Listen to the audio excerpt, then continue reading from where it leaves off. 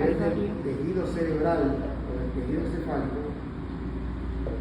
vamos a encontrar un músculo que se extiende de delante a atrás, desde el frontal hasta el occipital.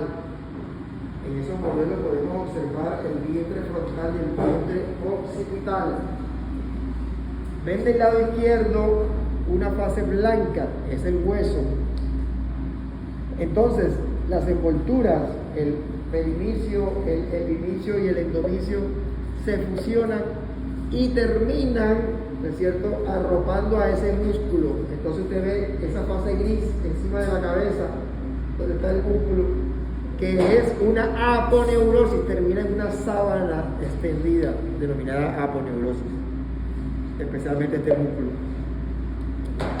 Hay otro músculo, como por ejemplo, sí, se llama aponeurosis, en este caso, occipito frontal o galea aponeurótica, a esa aponeurosis. Otro músculo termina fusionando su epimicio, su perimicio y su endomicio y termina en forma de un cordón denominado tendón, como por ejemplo este. ¿Termina o empieza? Entonces este es un músculo que está en la cara anterior del brazo. Se llama bíceps. ¿Y por qué se llama bíceps? Porque son dos porciones.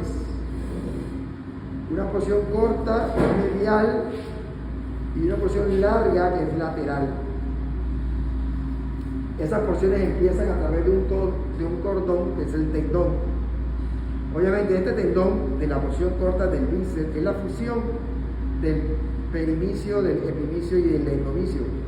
Y después se junta el músculo y él termina insertándose en la tuberosidad del rayo en otro tendón. Esa es una de las formas de terminar el músculo. Hay otros en donde esas membranas de tejido conectivo protegen al músculo en forma de vaina, como ocurre con el recto del abdomen, que es este músculo. Su perimicio, endomicio y epimicio no terminan en un tendón ni en una aponeurosis, sino que se funden, se fusionan y guardan al músculo por delante y por detrás, lo que hace la vaina, ¿verdad? Una estructura así donde se inserta el machete. Igual ocurre acá, este sería el machete, este sería la vaina. Esta sería la hoja anterior de esa vaina y esta sería la hoja posterior de esa vaina. Entonces aquí está el recto del abdomen, ¿verdad?, cubierto por esa vaina, por esa hoja. ¿Ok? Eso es lo que hace.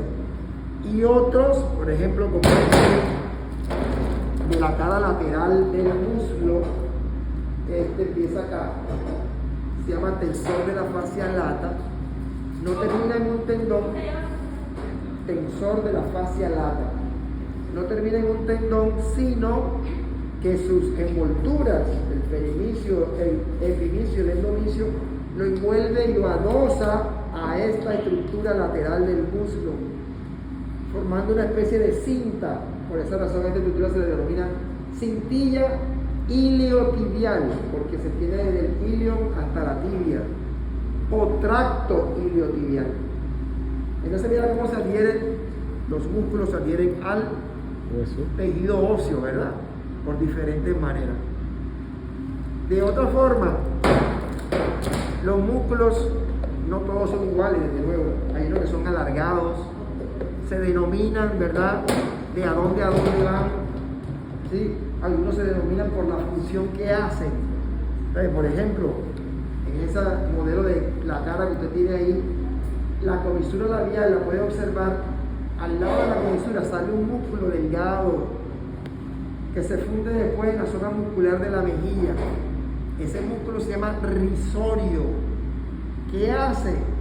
Bueno, la sonrisa, ¿verdad? O sea, se llama por la acción que hace. ¿Ok? Hay otro músculo, como por ejemplo este que tenemos en la parte posterior del brazo, que son 3 pedazos de músculos, 3 fascículos. ¿Sí?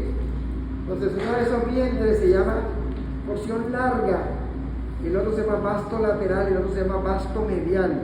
Los 3 se fusionan y forman un músculo que se llama tríceps, que son 3 músculos que se funden en uno. Entonces su perimisio, su endomisio, su perimisio se juntan y terminan en un tendón. ¿Dónde? Ahí en el codo, en el olecrano, lo arropa.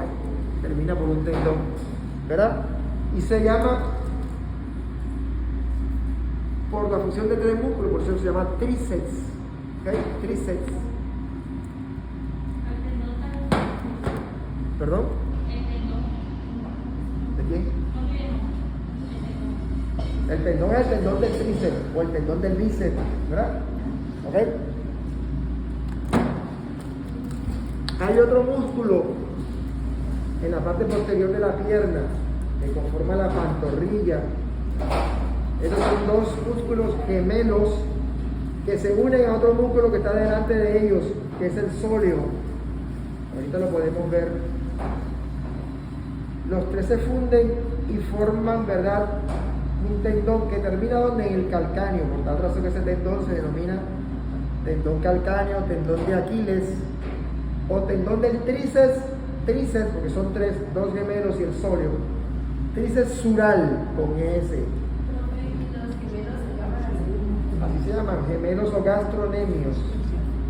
Se pueden denominar así, porque son iguales. ¿Ok?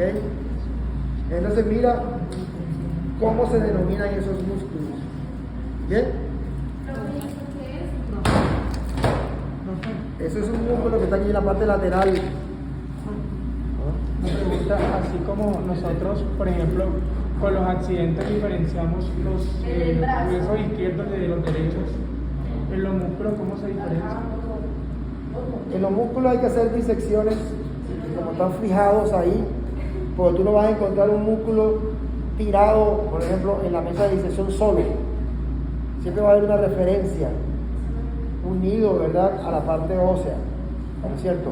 Pero desde luego se diferenciaría, porque por ejemplo, el pectoral mayor derecho, ¿no es cierto?, tiene una estructura ancha, medial e inferior, y una estructura alargada que va hacia arriba y hacia afuera. En cambio el izquierdo, ¿no es cierto?, que tiene lo mismo, para poder ser congruente, no lo podrías poner de este lado porque no quedaría la zona, ¿verdad? Pero entonces no hay estructuras únicas de músculo que se puedan identificar como ocurre con los huesos que son más sólidos. Pero dentro de un cadáver tú sabes cuál es el derecho y cuál es el izquierdo. Por la posición del hueso. Por la posición anatómica, desde luego. Entonces, para contestar su pregunta, este es un músculo que tiene la forma de una letra griega, la letra griega delta. Este se llama deltoides, se arropa el muñón del hombro, termina aquí en la cara lateral del húmero, en la tuberosidad deltoidea o deltoidea. Este es el deltoides, para contestar su pregunta. Que siempre dicen que cuando uno lo van a vacunar, siempre dicen que tiene que poner el brazo así para que ponga la inyección en el deltoides. Que Sí. si no, la vacunación estaría mal. Lo que sucede es que así hace una contracción, ¿no es cierto?, de estas fibras mediales fibras medias, mejor, del deltoides. Y al hacer esta posición, la cantidad de sangre, porque la inyección, el objetivo de una inyección es que esa inyección sea intramuscular, entra a los músculos y todo el contenido de la inyección sea captado por un vaso sanguíneo para que entre al torrente circulatorio y para que vaya más rápido a quitar el dolor, a producir relajación, no sé qué, lo que sea el medicamento lo que vaya a hacer. Por eso es la posición. Si lo coloca así, ¿no es cierto?, el músculo está relajado y es posible, ¿no es cierto?, que no cumpla la función requerida en el caso de esas vacunas. ¿Sí? Es para la vía de administración. ¿Ok? Muy bien. Por ejemplo, los músculos tienen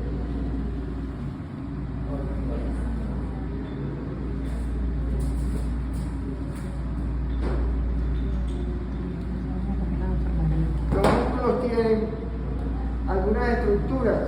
Ya hablamos de la galea aponeurótica que está arriba, ¿verdad? Entonces mira el dorso. Los músculos del dorso son todo esto porque están en la espalda, desde luego. Ellos están tapizados para funcionar, no vaya el dorso por esta estructura blanquecina. ¿Sí? Eso también es una aponeurosis. Y esa aponeurosis cubre toda la espalda. Se extiende desde el tórax hasta la región lumbar. Por eso esa aponeurosis se llama aponeurosis dorso-lumbar o toraco-lumbar. ¿No es cierto? Cubre toda esa estructura. Bien. Entonces es una explicación muy general de lo que hemos visto ayer. Ahora, ¿cómo vamos a estudiar los músculos o cómo vemos los músculos? Entonces, por ejemplo,